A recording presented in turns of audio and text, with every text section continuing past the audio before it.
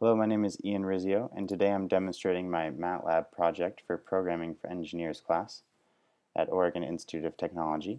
First, I will start off by showing you, if you were to be using the help function, what the projectile motion project would output so you could use it.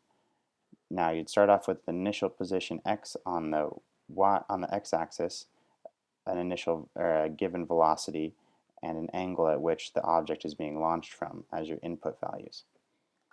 Those inputted values would be in the units of meters per seconds, and degrees.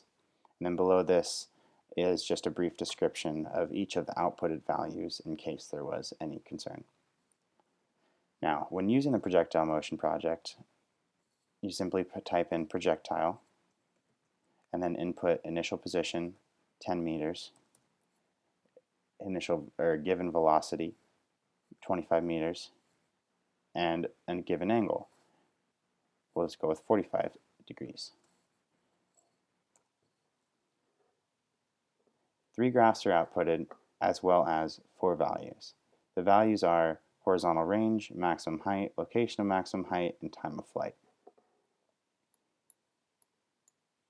The first graph that's outputted, as you can see, matches up with the horizontal range, maximum height, and location maximum height very well.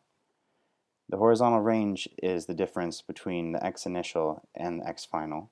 The maximum height is the maximum y value of which this object reaches.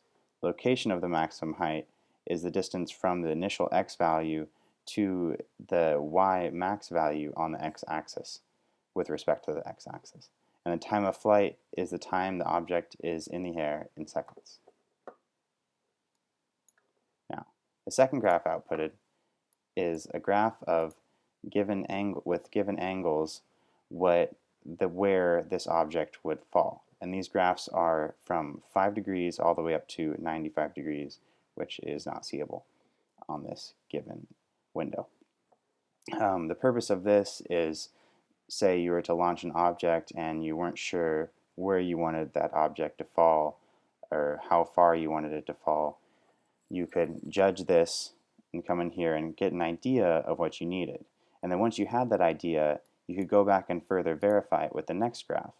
And the next graph is a subplot, and it's laid out so that you can see precisely what degrees you're launching at to get to the given distance. And that would be very useful in troubleshooting. Now I'll show you my code.